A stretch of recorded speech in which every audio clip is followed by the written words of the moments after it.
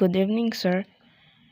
Here's the output of my project, which is Mini Store Inventory Management System.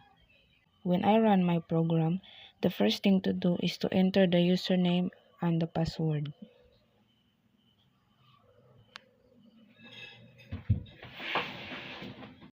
Then, there are three options in my program: Add Product, Sold Product, and View Inventory Status Report. Then, let's choose the number 1, which is the Add Product. In this add product, this is where you will add some product. Then the first thing to do is enter a product number to add product. So I choose 1, which is cornetto. Then enter the quantity to add, if how many do you want. So I put 5. Then enter the date of transaction. Then as you can see, if how many quantity you add, it will display in the column quantity. So I add another. It is still the same process, so I put number 4, Magnum, and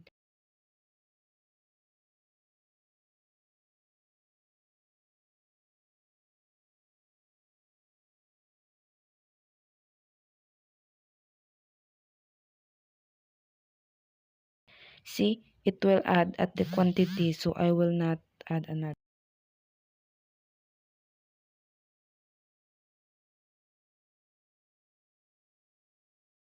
Then go back to main menu. Now I choose option 2, which is sold product. In the sold product is here will you sell the product that you add in the add product. So enter the product number to sold. So I choose 1, which is the cornetto. Then quantity to sold, which is 3. Then the date of transaction if when you sold the product.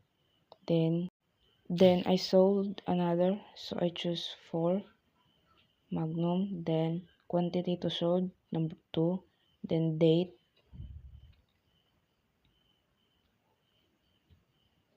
Then no. Then go back to main menu. Then after that, let's choose the number 3, which is the View Inventory Status Report.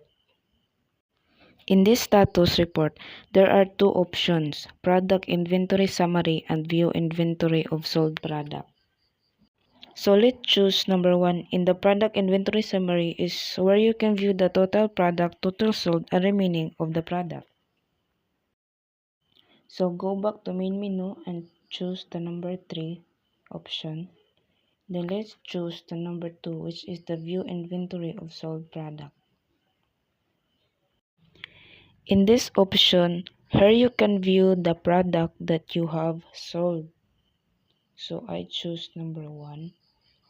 Then here as you can see in the date of December 12, 2024 is where you will see the sold product, then the remaining 2. 5 minus 3 equals 2. The same process.